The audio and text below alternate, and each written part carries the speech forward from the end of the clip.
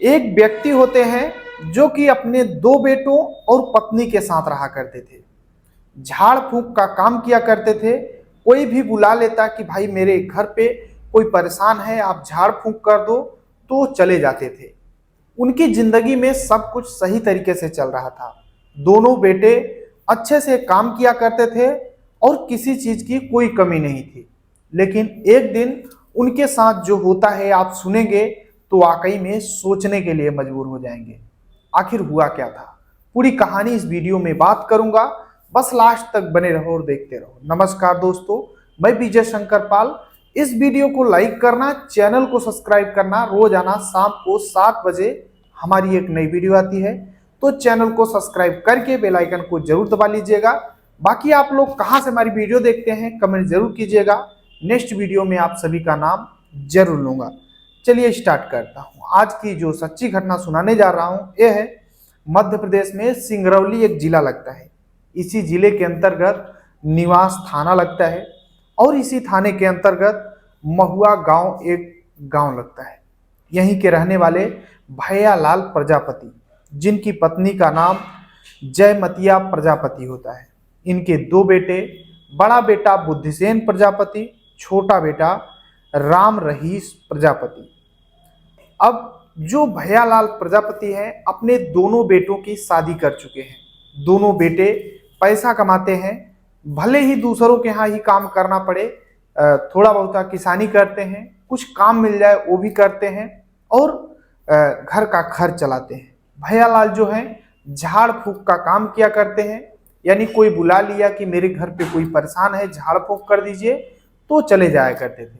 अगर दूर में कोई दूर बुला ले तो वहां भी चले जाते थे, यानी झाड़ फूंक का काम किया करते थे। थोड़ा बहुत पैसे भी पाते थे अपना खर्च चलाने के लिए। और जो दो बेटे थे वो भी अच्छे से पैसे कमा रहे थे, यानी घर का खर्च अच्छे से चला रहे थे। सब कुछ सही तरीके से चल रहा था।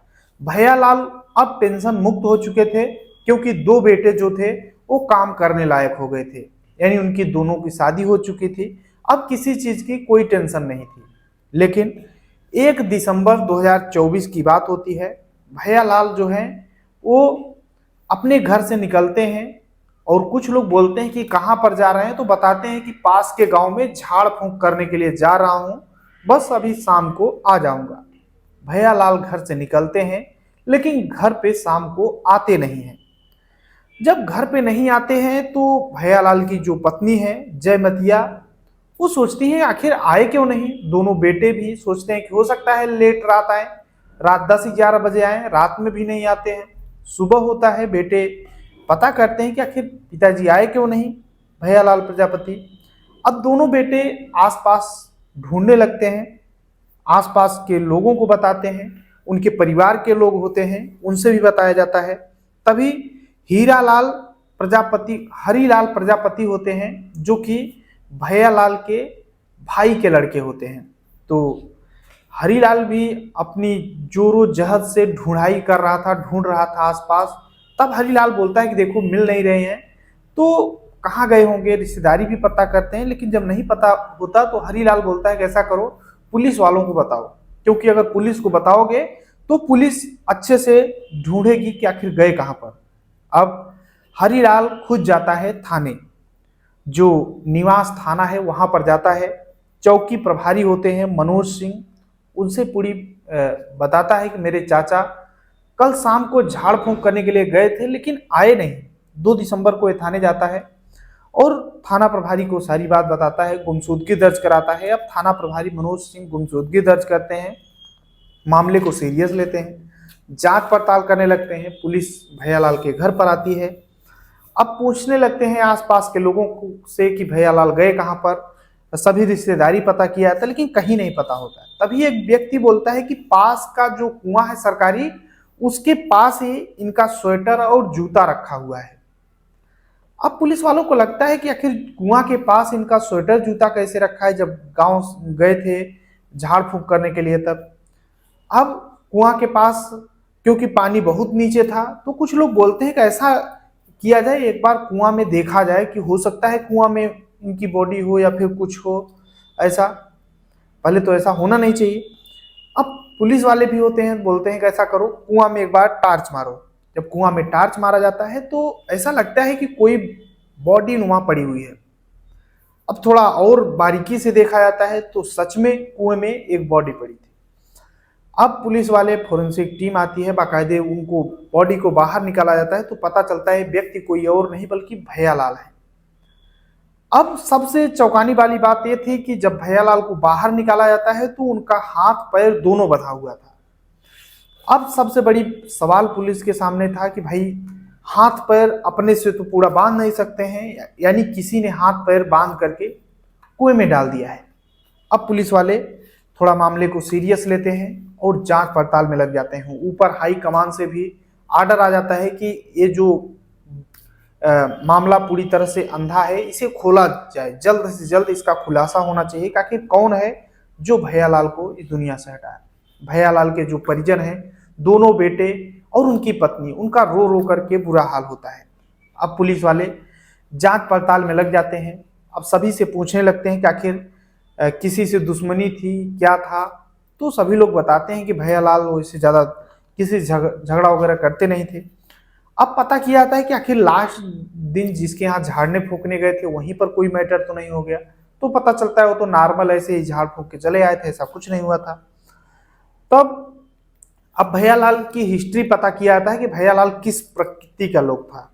तो कुछ लोग बताते हैं कि ये रोजाना शाम को शराब पिया करता था। जब झाड़ने फूकने जाता तो वहां पर बताता कि देखो शराब चढ़ेगी, यहाँ पर इधर उधर की बातें करके वो शराब ले लिया करता था या फिर खरीद भी लिया करता था। जो पैसे कमाता उससे शराब पिया करता था।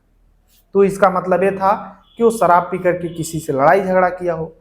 अब सभी से पूछताछ किया जाता है तो पास के कुछ लोग बताते हैं पुलिस वालों को कि ये अपने घर में अक्सर लड़ाई किया करता था, इसके घर में अक्सर झगड़े होते थे। तब पुलिस वालों को लगता है कि हो सकता है कि घर वालों का कुछ हाथ हो, क्योंकि घर वाले कुछ अजीब टाइप में उन्हें दिख रहे थे पुलिस वालों को। अब पुलिस वाले उनके घर वालों की निगरानी रखने लगते हैं।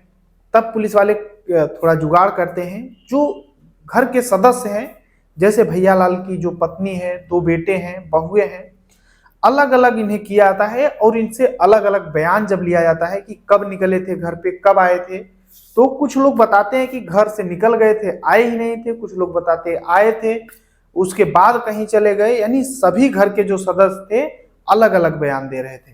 तब पुलिस वालों को लगता है कि घर वालों ने ही कुछ किया है। अब पुलिस वाले तभी पत्नी से बोलते हैं कि देखो तुम्हारे बेटों ने सब कुछ सच्चाई बता दिया है, अब तुम बताओ, नहीं तो तुम्हें सजा ज्यादा मिलेगी।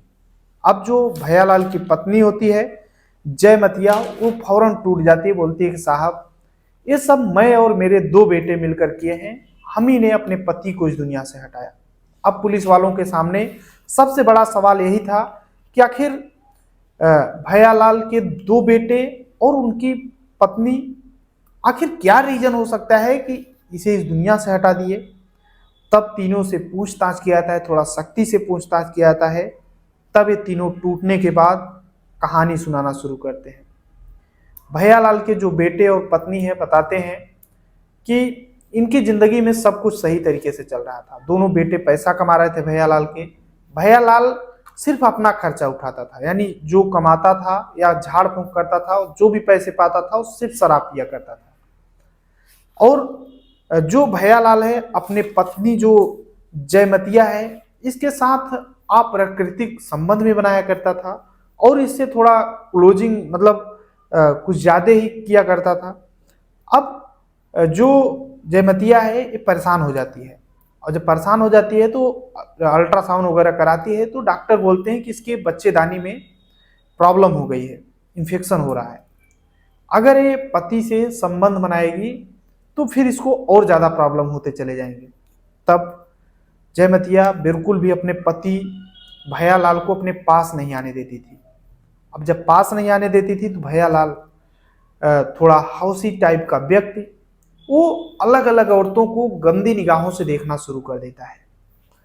इतना ही नहीं, एक बार की बात होती है जब घर पे कोई नहीं होता है तो अपनी बड़ी बहू को पकड़ने लगता है, बोलता है कि बस एक बार तो संबंध बनाना है। इस तरीके की जब बातें करने लगता है तो बहू किसी तरीके से अपना जान बचाकर वहां से भाग जाती है।